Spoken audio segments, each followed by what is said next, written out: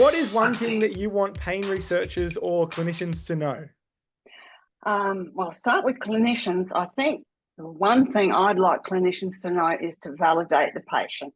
It's so important for the patient to know that you believe that they're in pain, because so many patients have been through disbelief, stigma, and all sorts of other things which make them sort of very anxious. So letting them know that you're on their side and you're going to do the very best thing together to get the best outcome, it provides a calming atmosphere, and it offers hope.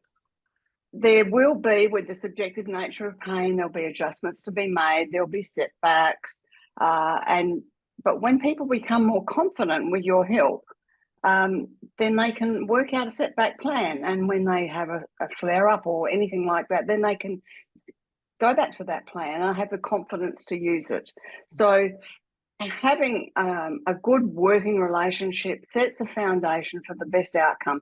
And don't ever forget the value of peer support, because peer support also offers that validation. And I know that when people come into our groups, there's this overwhelming sense of relief that everyone in the room gets it. And I can still remember the first time I walked into a room full of people that I knew understood, and they weren't sort of stigmatizing me in any way. And it really makes a big difference in your own confidence to manage.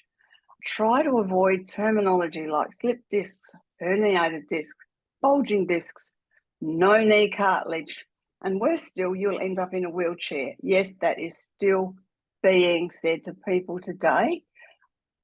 There are other ways to present that information, like we're looking at the normal changes we'd expect to see in your age group. Backs are robust, discs can't slip. And I love David Butler's wrinkles on the inside. We do change each decade on the outside, so there's no real reason to think we might look the same on the inside as we did when we were 25. But there's no reason to think also that those changes are causing pain.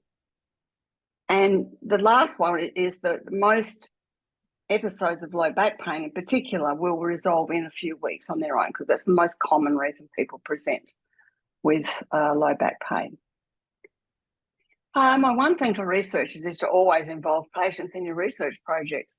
Working with patients on a research project is a totally different thing than a clinical encounter where your mind is occupied with diagnosis, treatment plan, and everything else that goes on. But when you're focused on the one thing yourself, it's a project, you're working on it together, you're going to both find it enriching, and the project's going to benefit so much from that co-design. Co-design's awfully powerful, and that collaborative approach, it acknowledges the expertise of both parties, and therefore the whole thing becomes more relevant. You can have an enhanced study design by involving patients at the design stage. Now, from my experience with surveys, there's always between 2 and 5 questions that I can't answer unless I can write a sentence underneath. Well, I can't do that.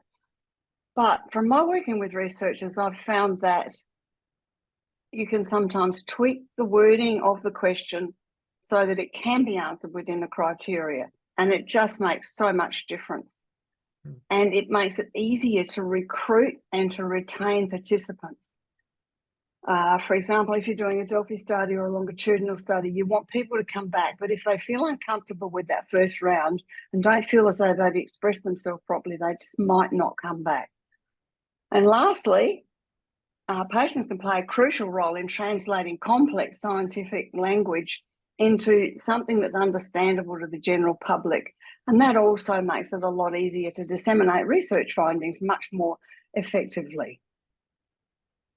Amazing. Well, thank you so much, Mary. There is so much gold in what you have just said. Thank you, Josh.